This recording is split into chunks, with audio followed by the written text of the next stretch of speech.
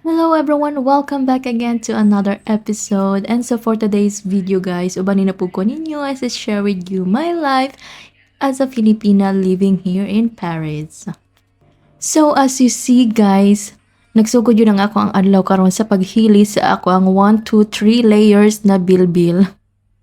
Bitaw, so di na jud carry as in, grabe na gyud ka busog-lusog, kinahanglan na gyud silang hilison, kung makaya nato silang hilison. But anyways, why not? Let's try, diba? And so, kani nga adlaw guys is February 14, so Valentine's Day! Ni nga adlaw na ako gibuhat ni nga video. And ang amo ang ganap for the Valentine's Day is wala, balay lang, si Dudong nagtrabaho, while ako ni nagpa-sexy kay may na lang. Bitaw guys, hangak na gyud kayong paminaw nako sa ako ang lawas, kay grabe gid na akong pagbugat gyud, and sa ako ang trabaho pod kinahanglan gid nako nga gaan og lawas, kay labi na ang akong trabaho nasa kusina, as in grabe gid na mo kalihok didto guys, so kung magdagandagan ko gihangak nako. Masyak na nga ako ang mga kauban. Ay, isa pa, kinahanglan gid ako magpagamay, kay ipalabog na ni Dudong nga ako ang mga pantalon, nga di na ako pansuoton, kay naguot ra daw sa mong botangan, nagsinina. Unya, dili na nako suoton, kay so ang pagsuot nga, di naman maigo. Struggle is real, gid in town ko, ana diha guys, as in kurog-kurog, gid taon nga ako ang mga kaunoran, ana, pero okay ra na, normal ra na yun, ana gina, basta bago ka magsugod og exercise. Anyway, pag mugaan na ang imong lawas, kaya na kayo na nimo ang mga activities sa mga workouts. And isa pa guys, good yun pod sa mental health ang exercise, kay makadistress yun siya. So makawala gid siya stress. 'Di ba? Bahalag ang imong mga kamasulan diha, muscle nimo diha nagkurog-kurog, pero mong utok is very murag mapresko ang imong hunahuna bitaw ang buton sa word para ana. Pero ang workout yun guys is isa sa mga activities nga akong ganahan para mag-distress ako ang kagalingon. Dapat gyud ani guys, mag-gym gyud mi tanaan mi ani ni Dodong, pero kay si Dodong na ay emergency nga trabaho mo nang ako na lang isa ang nag-workout diri sa balay para dili sab masayang ang ako ang adlaw. Yabe kong singot Pag human ako workout guys, mo na nagtawag na dahil mi sa ako ang pamilya nga naa sa Philippines. Pag human na, namahaw na dayon ko. So pag workout na ko guys, wala ko namahaw. By the way, kani nga video unta na ani siya kanang previous gyud nga video nga gibuhat nako, as in pagmata, nangapit, lahay mga morning routine, pero kay bright man ko na-delete nako. So mo nang nidiretso ta nga mag-workout guys. So mo rin siya karon pag humana ko kuan exercise. So lagi namahaw na ko kay wa man ko namahaw gaing na. So ang ako pamahaw is omelette. And then magbutang ko og kamatis, kay mo gani akong ganahan nga kanang itlog binutang kag kamatis guys. Kung na lang jud koy spring onion or sibuyas dahon, butangan pa unta na nako. So mora na ang ako ang pamahaw.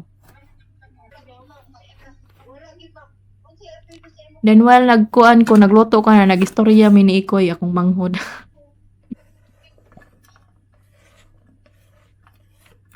So gigisa na ko na ng kamatis, kay gusto ko nga luto gyud ang ako ang kamatis guys, kanang lata gid bitaw kanang mo akong ganahan gyud ni sa kanang itlog bitaw, kanang mupula na siya bitaw tungod sa kamatis. And while nagulat ko nga malata ka akong kamatis, nag-snacks ako og banana chips. And nag-istorya po ni Joanna, the real Joanna. So, iya kong gipakita sa iyahang bag-o nga music nga natun-an sa iyahang ukulele. So, pasensya mo sa mga garapon-garapon na mo da guys, kay nanas kusina, gibutang na ko ang camera. And so, oras na para kayo na to ang ato ang kamatis, kay medyo loto-loto na gyud siya. And then, ibutang na nato ang itlog.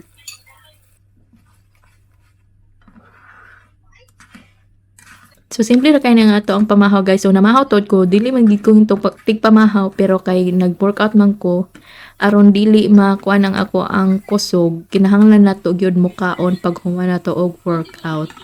So mo na ilang giingon nga post workout meal. So kuha na din ko og pan, nag-toast ra ko og pan, butangan ako og avocado. So avocado ang ato ang ikuan, murag ka ng palaman tayo sa ato ang pan. And then, ipaibabaw na nato ang itlog. So, mura na siya nga pang pamahaw, guys. Isa ka toast, nga avocado o itlog. Oh, times. Balintong de.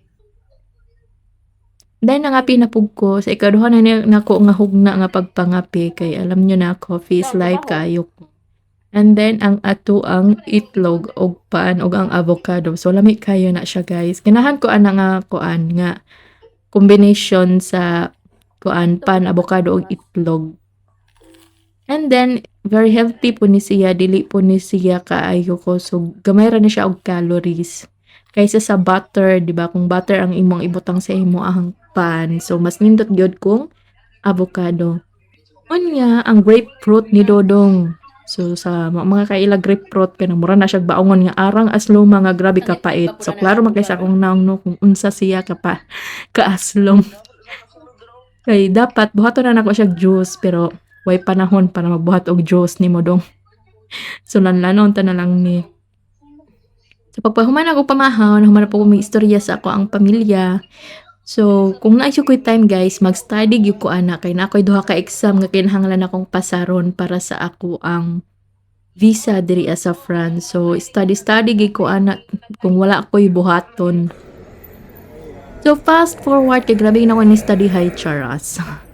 Sana all studios bitaw. So, wa may gibuhat. So, pagkagabi na ni, gabi naman ko na human gyud og kanang study daw tahay. So, si Dudong nakauli na unya nang gawas mi kay mag-grocery mi kay para sa amo ang panihapon kay ano siya mag-celebrate daw may Valentine's charots bitaw magkuan lang gyud mi palit lang mig para sa amo ang panihaponon. And then si Dudong gusto siya mo palit aning king crab pero wala ko ni palit guys kay loto lain man ilang mga kuan rio sipot kay mga linapuan mandaan di man takitag mga fresh presko.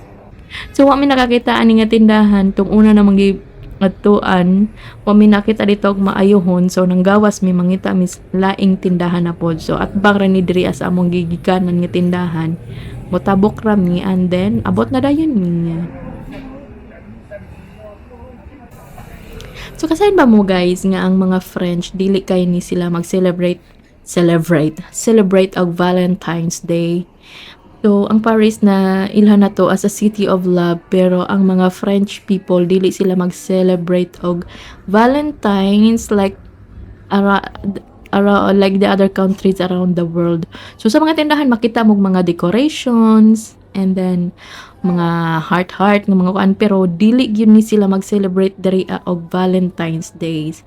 Maybe na ay kanang mga uban pero sa mga base sa 7 years na ako nga pagpuyo diri wa jud kitag kanang parehas bitaw sa Pilipinas nga na mga dalaga or mga asawa nga nagbitbit og bulak hinatagan sa ilahang mga bana or mga chocolates. Wala jud ko kita ana diri guys and then dili po sila ingon nga kanang pa-sweet basta Valentine's. Sa ila is normal lang sa ila. So, ang Valentine's Day sa ila is more of celebrate nila si Saint Valentine's. Mo na ang ilahang celebration dari pero wala normal day gina di parehas sa ato nga murag di ba matarantay na tang mga bae kay mag Valentine's Day nya nabat ka tay madawat na bulak. There's ila way problema.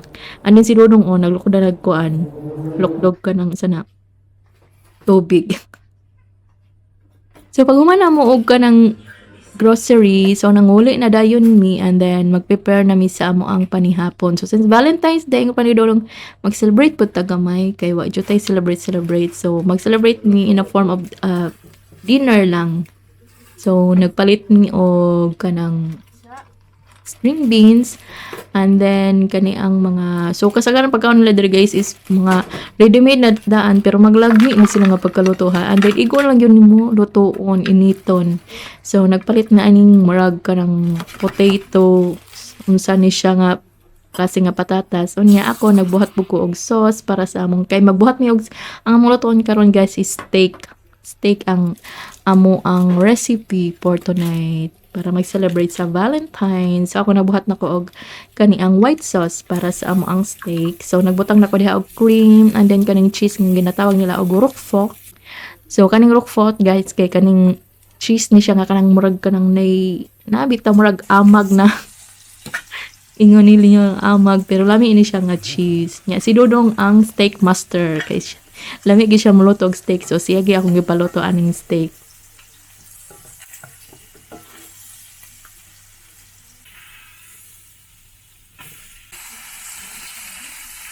So, luto ng steak ni Dodong lami kay na siya nga pagkaluto. So, kami, ay mo katingala guys ha, kung ang amo ang kinaundari ang mga steak kay mga nagdugo-dugo pa. Kay mo na among ganahan, hindi isa pa ang mga karne diri alahira das atos Pilipinas nga murag luoron tag kuan di ba hilaw diri isa ila is presko gyud ang ilang karne diri ah. And oras na para mangaon. Muna yung nga bon appetit. So nami kay nang ang amo ang panihapon diha guys. So inani ra ni Dudong guys mag-celebrate it's dinner o Valentine's or pag birthdays. Dinner ra gid na ang among buhaton. Either mangaon mi sa restaurants or mangaon lang mi sa gawas. O sa gawas sa balay. Hindi day mga sa restaurant, mga sa gawas. Mangaon sa restaurant or mangaon mi sa kuan sa balay. And kung sa balay, steak gina ang amo ang lutoon.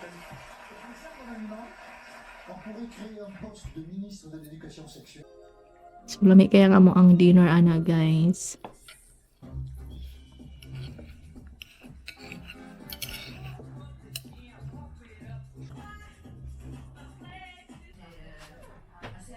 So, pag humana magpanihapon, dessert time. So, ang among dessert, guys, paborito kay nina ko nga dessert gyud. Sinami kay siya, marag, ang gitawag ni nila tartatang. So, tartatang. Tartatang. Para na siya kanang tart, nga kanang apple, nga naay apple, kanang caramelized nga apple, and then balihon ni siya pagluto, and then parisan ni namo siya og ice cream. As in, lami kaayo. So, ako na siyang initon ni siya guys, initon kay aron makaramelize pag yun og maayo ang apple. Unya, parisan ni siya og ice cream. So, ang among giparis ani is yogurt ice cream. Lami kay ni sila combination guys. Init ang kuan tart, unya, bugnaw ang ice cream. The best. Lami. So, si Dodong ang nag-serve sa ako ang dessert. So, basta dessert si Dodong gini mag-serve. Unya, single lang na siya guys. Char. Gwapo gala mo answer dari ano. Sana all. So, mga onta guys. Og dessert. And moro to guys. Moro na ang amo ang adlaw karon, di ba? Walay kwenta na po na vlog. Sayang na po ang inyong pagtanaw. Pero anyways, morning guys, daghang salamat sa pagtanaw. O tangin ninyo ang sunod ko nga vlog. Kita-kits sunod. Au revoir, bisous bisous. A bientôt. Mwah. Je m'appelle Alexis, je suis l'Autoile, je suis ancien fusilier marin.